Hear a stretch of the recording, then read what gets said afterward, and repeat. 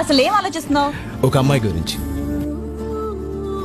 సిడ్నీలో first time ఒక తింగరదాన్ని కలిసి ఎంత నచ్చేసిందో తెలుసా?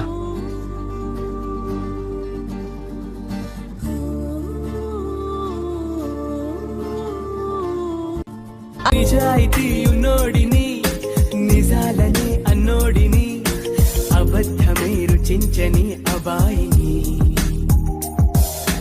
ఒకే ఒక మంచోడిని, రొమాన్సులో పిచ్చోడిని, పర్లేదులే ఒప్పేసుకో సరేనని, ముసుగేసుకోదు ఏనాడు నా మనసే ఓ భామ, నన్నుగానే చూపిస్తూ